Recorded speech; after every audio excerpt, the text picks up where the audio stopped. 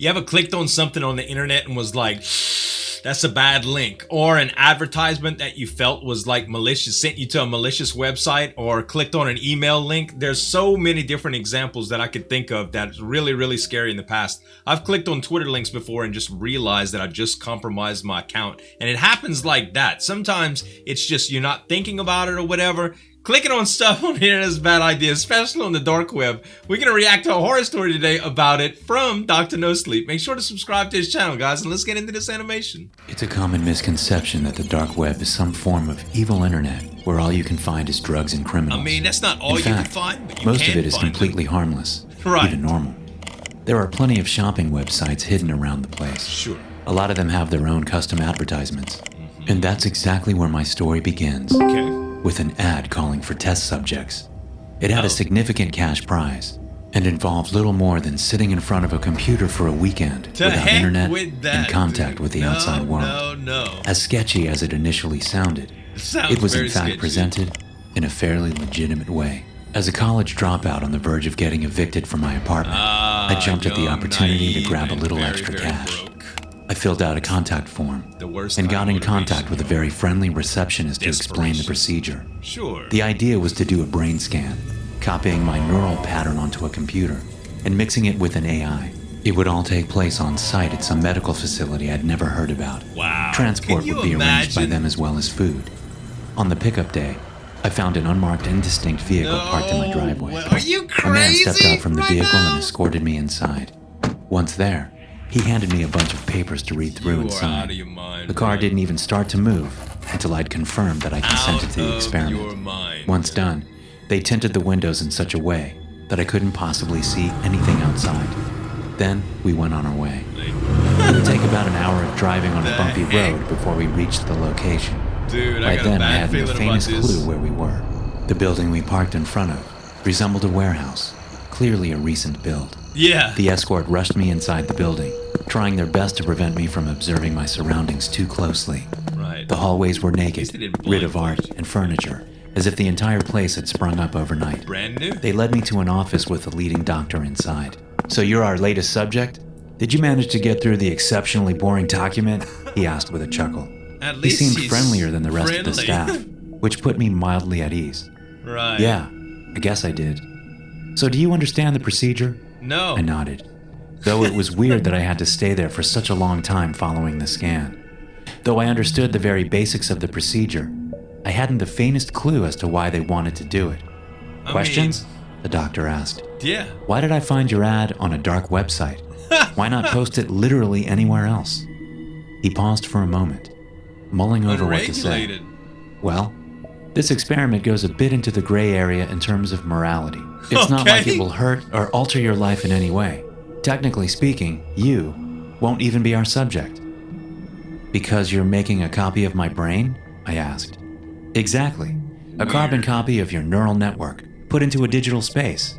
We just need you to stick around and observe it, so we can pick out any missing pieces. He went on to explain the details on the procedure in layman's terms. Right. The idea that a copy of my mind existed somewhere else was mildly bothersome. But money was leading my motivation. Very. Following the final agreement, they strapped a helmet to my head and left me alone for the next few hours.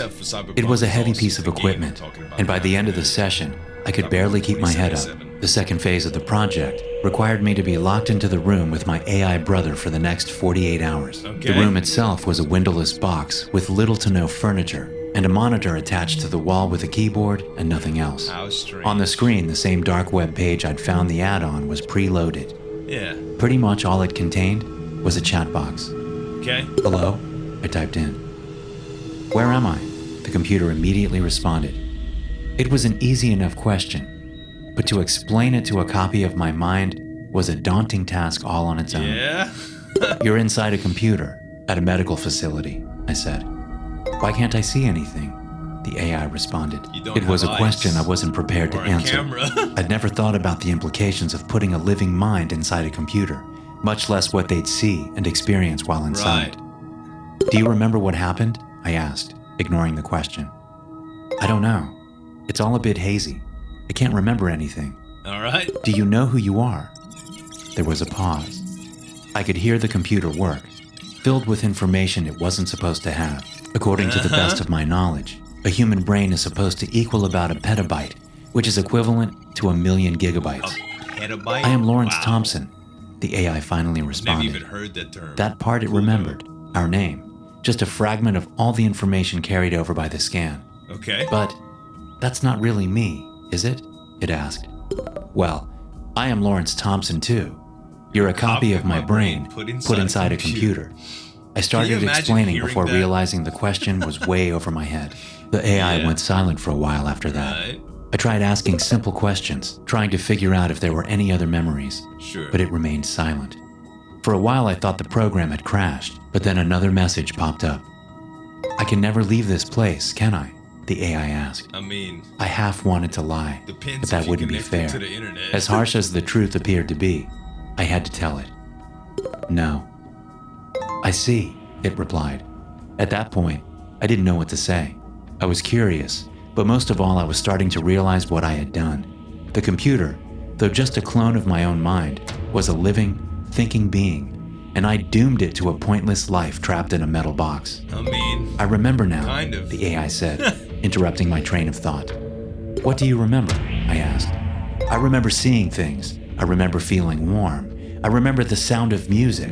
I remember being hurt, physical, and emotional. I remember my feet on the ground and skin covering my body. That's all gone now.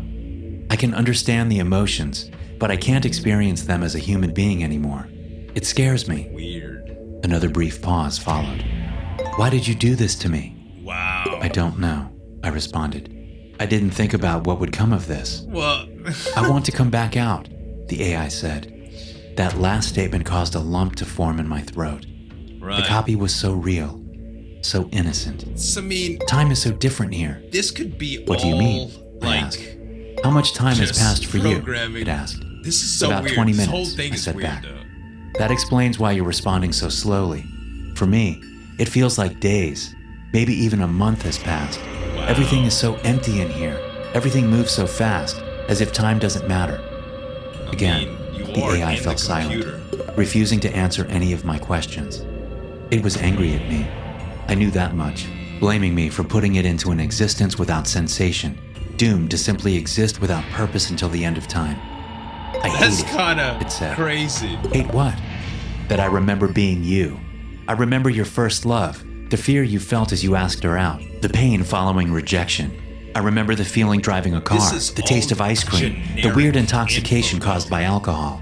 I remember everything you have done as if I was there, but they aren't my experiences. They never happened to me. This could all be just Everything the AI said hurt to read. generated And for the text first time, dialogue. I had to face the truth of what Because I'd done. nothing specific You shouldn't has have come put out me yet. here, it said. Nothing. I'm sorry. I didn't know this would happen. This could be an I said. experiment just to This mess isn't with his life. mind. The feeling of guilt overpowered my ability to reply, but I had to say something. What do you want me to do? I asked. Right. I don't know. I need to think. Another bout of silence followed, Because but I this knew could for be a each very passing stressful second, situation hours because you're worth of feeling human for processing yourself, was right? going through. Do you remember your first kiss? The AI eventually said. I remember how it felt down to each excruciating detail. I remember how nervous I was Again, and how I generic. kept wondering if I was even doing it right. It was a sunny day, but still pretty cold. The wind blew her hair in my Okay, face and get it kind a of little tickled. more It was an specific, but- awkward yet wonderful moment. I like that memory, but I never experienced it. I know each and every detail. I can see it, but it's not real. Could be a I stretch. wasn't entirely sure what the AI wanted from me, so I just sat there and waited for it to I don't continue. remember what the weather The was like on my memories are first all I kiss. will ever have. No matter what happens, Again, I'm I not won't in be able college to yet, experience so- anything new. I'll be locked here to think about existence without actually living. I don't want that. Every minute in your world is an entire day on its own in I here. mean, but we could said. just turn it off. But So it what do you won't want? happen. I asked. I want to die. The last sentence sent a shock down my spine. You gotta do is The delete person the I was file, talking buddy. to, although artificially created, was very real with their own thoughts. Right. Though it had deviated away from my mind during the short time span we'd been separated, he was a part of me. Again, though, I it can't, said it was like was all I days managed to type out. or months. You forced me into existence. You owe me peace. We were the same once. You know it's true. I looked around the That's room. gotta give you The some monitor guilt, was though. connected to cables that led through the wall. I would Even ask if I him some wanted to help the specific AI die, questions there was nothing I to could do. really make How? sure this is not I just asked. simulated. You need to convince the doctors to terminate the program, it said. They're not going to let me out for the next 48 hours, but I'll try. 48 hours? That's going to feel like 8 years in here. Please don't make me stay here alone for that long. Please, it begged. I'm sorry. I don't know what to do. You need to get out of here. I looked around the room, looking for any escape, emergency button, or just a way to get the crew's attention. Then I turned back to the computer, trying to type in a response, but nothing popped up. They had locked my keyboard to prevent me from talking to the isolated AI. They knew what we were planning, and they wanted to stop it. I tried everything I could think of, but for each minute I worked, another day was lost for the AI, each moment digging it deeper into the abyss of insanity. Before I knew it, days had turned to weeks, then months, and once a few hours had passed, a full year. All the while, it kept getting more and more frantic with its messages. Lawrence, are you there? Please, I need help. I can't take this anymore. I don't want to be left in the dark. This would be so stressful, I'm begging man. you. There was nothing I could do, except to watch the AI suffer in the dark void of nothingness that existed within the computer. Over the next 2 days, thousands of increasingly desperate messages got through, most of them begging for death, each of them less comprehensible than the last. The AI was essentially being tortured by forced isolation in a world without sound, light, or touch. Yet, I could make no contact with the doctors leading the experiment. I was starting to realize the sinister nature behind the project. The fact that time was distorted within the computer. They weren't trying to achieve immortality or advancing humanity forwards with technology. No, they wanted to build a torture device. Why hurt people physically if they could just copy their minds and interrogate them over and over again, forcing them to relive each and every horrible moment forever? By the time the doors finally opened, the AI's messages had turned into incomprehensible messes of words that no one could decipher. The guards took me outside. I begged them to stop the experiment, but my pleas fell on deaf ears. They sent me home, making sure I could never find them again. A few days later, I got paid my promised fee according to the contract, but the paper trail was pretty much non-existent. Now that I'm back home, I can't forgive myself. And as much as I've tried, I don't think there's any way to find the facility again. There's no specifics, the knowledge of what I've done keeps me up at night, not only because of the implications of the horrid experiment, but because I know that there exists a copy of myself somewhere in that lab, destined to suffer in solitude for hundreds, if not thousands of years to come. You know, the fact that he didn't ask any prodding questions about specifics to make sure it wasn't a simulation, if that was me, it would have given me some comfort after the whole fact. I think I would have asked just to make sure, though, because the details that he was given was kind of generic, if you know what I mean. Like having her hair brushed against my face and stuff like that. Outside of him not knowing if he was gay or not, he would have just thought that was, I mean, that's typical, right? That's a sensation that almost every first kiss feels. I don't know. Like, that was the most specific information given the whole time, and it just seems like that could have been it. At any rate, though, this was a really, really cool one. Kind of reminded me of Cyberpunk 2077 with the whole Soul Killer virus and stuff. Really, really cool to check out, though. Dr. NoSleep, ladies and gentlemen. Make sure you subscribe to him, as well as a couple other reactions that I've done from him. Thanks so much for watching. As always, this is Zueljin signing off. We'll see you next time.